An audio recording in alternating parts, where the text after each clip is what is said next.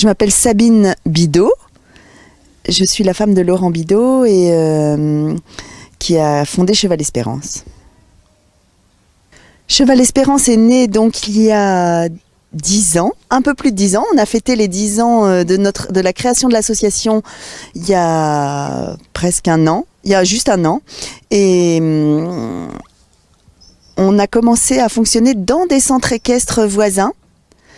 Et c'est en octobre 2006 que nous avons ouvert notre propre structure ici, après avoir eu d'autres expériences qui nous ont permis d'abord de mettre au point plus la pédagogie, la pratique de l'équithérapie, et de constituer notre cavalerie, de prendre un peu de bouteille et de manifester aussi la nécessité d'avoir une structure qui soit vraiment dédiée aux personnes handicapées.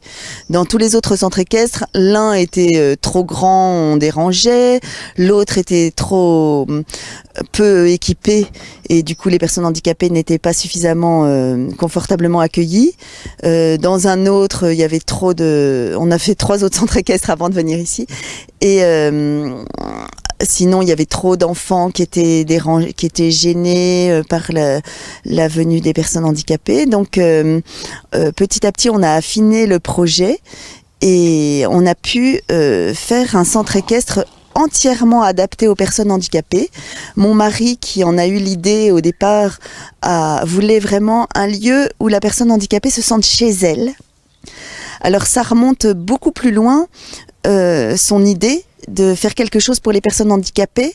Son projet était d'abord pas forcément avec des chevaux, de leur transmettre, lui, sa propre expérience de la façon de vivre malgré le handicap, avec le handicap, en réalisant quand même quelque chose de sa vie. Il disait toujours, c'est pas parce qu'on est handicapé qu'on ne peut rien faire. Moi, quand je l'ai connu, il était déjà en fauteuil roulant, très lourdement handicapé.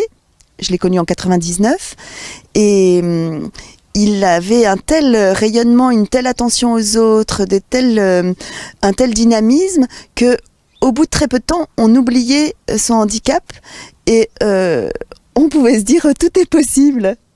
Et c'est comme ça qu'on s'est mariés, qu'on a eu 3 enfants. On a 3 beaux garçons qui ont maintenant 13, 12, bientôt 12 et 10 ans. Et qui s'entendent comme larrons en foire avec leur papa. Donc je pense que son handicap n'a pas non plus entravé sa responsabilité paternelle et que déjà en soi pour lui c'était une façon de dire mais ne vous enfermez pas dans votre handicap. Et il était aussi conscient, on s'est mariés tard quand même, et il était conscient aussi que souvent les personnes handicapées, ce dont elles souffrent, c'est plus de la solitude que de leur handicap proprement dit, ou du regard des autres, ou de pas se sentir dans un lieu où ils soient vraiment à l'aise. Et donc, ce qu'il voulait faire, c'était leur offrir un endroit où ils soient vraiment accueillis comme des personnes et non pas comme des personnes handicapées, où tout soit fait pour leur faire oublier leur handicap d'une certaine manière, ou pas forcément l'oublier, mais en tout cas, tout soit fait pour leur montrer que c'est possible de vivre et de bien vivre avec le handicap. Et c'est comme ça qu'il a eu l'idée des chevaux, parce que lui-même, il y avait eu des petits poneys chez lui quand il était enfant. Et nous, on a fait connaissance sur le chemin de Saint-Jacques-de-Compostelle, où on faisait une grande marche sur des chemins avec un système qui s'appelle la Joëlette. Et il a vu des pèlerins qui cheminaient avec des ânes, avec des chevaux. Il s'est dit, c'est merveilleux, ça leur rend une autonomie. C'est comme ça qu'est née l'idée de faire quelque chose avec les chevaux. Et il se trouve qu'il avait la chance d'avoir ce petit bout de terrain juste en bordure de la forêt verte. Donc ça fait tout juste 1 hectare, mais il y a 3000 hectares de forêt dès qu'on a passé la barrière. Donc c'était aussi un endroit vraiment privilégié, parce qu'il y a beaucoup de personnes handicapées, notamment ceux qui sont dans des institutions, qui restent beaucoup en ville, enfermés, qui n'ont pas tellement de contact avec la nature. Donc à 10 minutes du centre-ville, d'avoir cette forêt où on puisse monter sur un cheval et puis partir et retrouver une liberté, c'était vraiment des bons éléments quoi, pour transmettre ce qu'ils voulaient. Donc nous accueillons ici près de 250 personnes handicapées chaque semaine. Les 2 tiers viennent d'institutions, en groupe avec leurs éducateurs, et 1 tiers sont des particuliers. Et on accueille aussi un petit pourcentage, peut-être 20% de personnes valides, parce que Laurent ne veut pas non plus faire un ghetto pour les personnes handicapées où ils soient que entre eux. Et notre plus belle réussite, c'est quand on regarde un cours et qu'on ne sait pas lesquels sont handicapés, lesquels ne sont pas. Surtout que quand on est en fauteuil roulant, on laisse le fauteuil à l'écurie, donc on voit plus du tout d'appareil tout autour. Et puis il y a une grande partie de personnes qui ont un handicap mental. Même social quelquefois. Et donc tout est fait ici pour pouvoir leur rendre la vie plus facile. On va à l'écurie. Je vais vous montrer d'abord l'élévateur qui permet de monter sur les chevaux.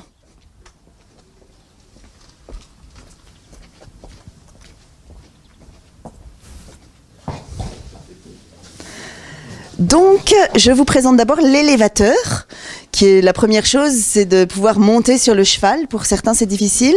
Alors, on amène la personne en fauteuil roulant juste devant le harnais, comme ça.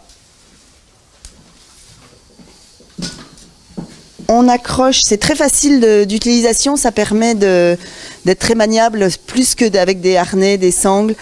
Et il y a juste 2 cales sous les genoux. Et ensuite, les chevaux sont dressés pour ça. Ils sont habitués, désensibilisés pour ne jamais bouger quand il y a du matériel.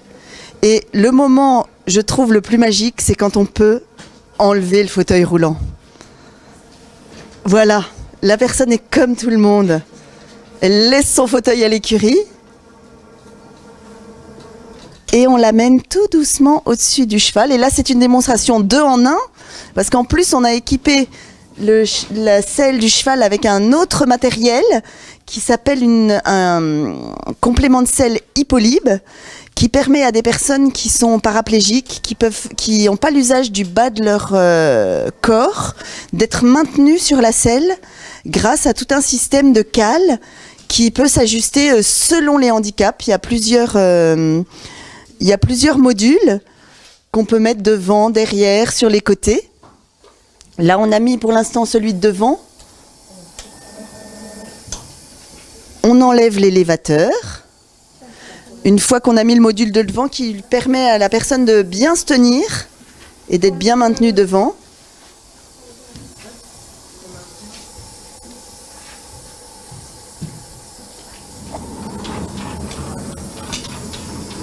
Et vous voyez, petit à petit, on a de moins en moins d'appareils. On est de plus en plus libre. On fixe le module arrière pour bien maintenir le dos. Comme dans un petit siège, mais qu'on oublie très vite parce que on a la tête du cheval devant et puis on va pouvoir aussi ouvrir la porte et partir en forêt. Et la cavalière est en route pour une belle aventure. Et on peut partir jusqu'à la forêt. Alors on a la chance ici d'avoir beaucoup de personnes bénévoles, ce qui fait que souvent il y a un bénévole par personne handicapée qui monte, qui peuvent l'aider, tenir le cheval. Là pour la démonstration on n'a pas mis le filet, mais le cavalier qui est sur la selle peut aussi diriger lui-même son cheval. Si on gradue les aides, si vous voulez, selon tout ce dont est capable le cavalier. Vous pouvez voir aussi d'ailleurs au milieu le montoir pour des personnes qui peuvent encore marcher un petit peu. Elles ont juste des marches à monter et on n'a pas besoin de se servir de l'élévateur. Vous pouvez voir aussi d'autres selles qui sont adaptées avec juste un anneau devant sur le cheval qui est attaché là, qui permet aussi de bien se tenir et qui est moins lourd, si vous voulez, comme appareillage que le module Hippolybe sur lequel est la cavalière. Vous voyez, par exemple, on a des enfants qui ont du mal à se tenir debout et qu'on peut même allonger sur un tapis où ils ont la chaleur du cheval, ils ont son mouvement, où ils sont bercés. C'est très apaisant et c'est une très bonne mobilisation corporelle.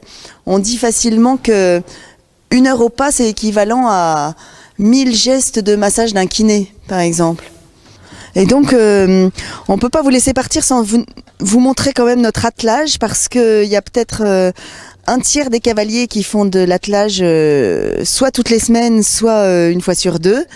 Et c'est beaucoup moins passif qu'on ne le croit quand on est dans l'attelage. Là, vous avez le modèle du gros attelage où on peut mettre un fauteuil roulant derrière. On a aussi un petit attelage qui peut faire monter un fauteuil dedans. Il y a des sangles qui vont fixer le fauteuil et qui peut accueillir aussi d'autres cavaliers.